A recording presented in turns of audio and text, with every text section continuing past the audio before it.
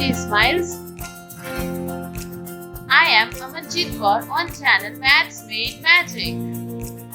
Let's learn so as to burn the fear in life. Here we are going to discuss question 1 of exercise 1.3 chapter 1 real numbers. The question says prove that root 5 is irrational. Okay, this is a bit theoretical question. There is nothing to solve. There is just twist and turns of understanding. So first of all, we must know the meaning of contradiction. What is meant by contradiction? In the method of contradiction, we use this method to prove something. When we use this method to prove something, we assume the opposite of the given thing. Like we are told to prove root 5 as irrational, so we will assume the opposite, that it is rational. Then on further solving, we find most of things false against our assumption, and hence at last we will be able to say that our assumption was completely wrong, and hence the given statement is true. So let us start without wasting any time. First of all, we will assume that root 5 is rational. You must be knowing the definition of rational number, that it can be represented in the form of p by q. Hence we can write that root 5 is equals to p by q, or we can also write that a by b. We can take any variable where a and b are co-prime numbers, or we can say integers also.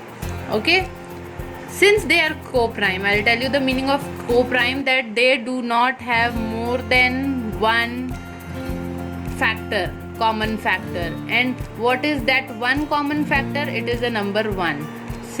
Means you can say that they cannot be further divided.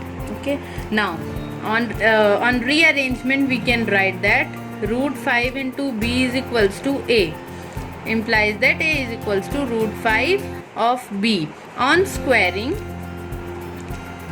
what we will get? That a square is equals to square of root 5 is 5. How it happens?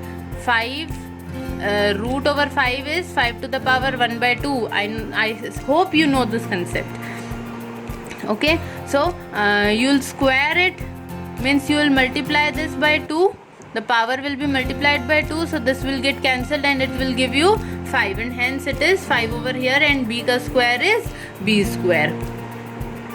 Now this can be also written as a square by 5 is equals to b square. Now there is a theorem 1.3 in your book which says that let p be any prime number,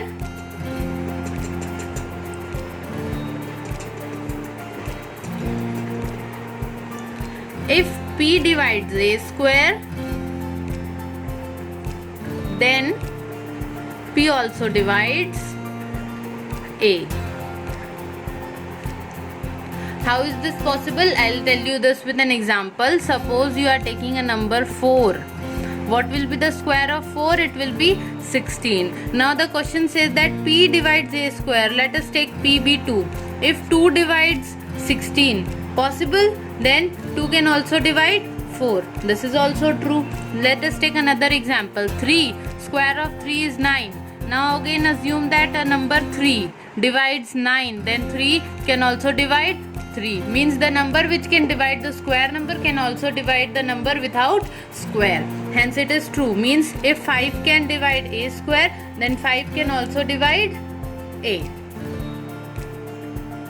That is, if 5 divides a square, then 5 also divides a.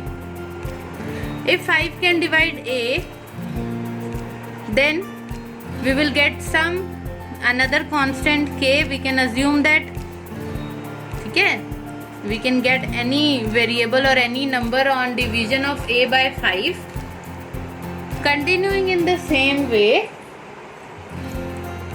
a is equals to 5k. Let us assume this statement as 1, this one, equation 1. Putting in 1,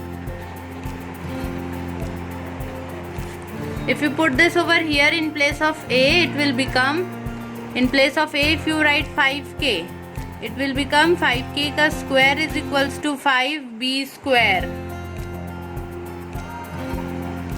On rearranging, we will get here that 5 square is equals to 25, k square is k square, 5 b square. When 25 comes over here, 5 divided by 25 of b square, 5 ones are 5 5s are, k square is equals to 5 times of b square, can also be written as, sorry, this is 1 by 5.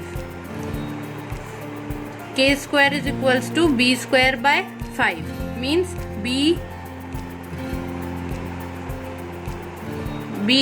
is also divisible by 5. Okay, 5 is also a factor of b. How it is divisible by 5? Because of this theorem that if p divides a square, then p can divide a also. Similarly, 5 divides b square, then 5 can divide b also. Continuing in the same way,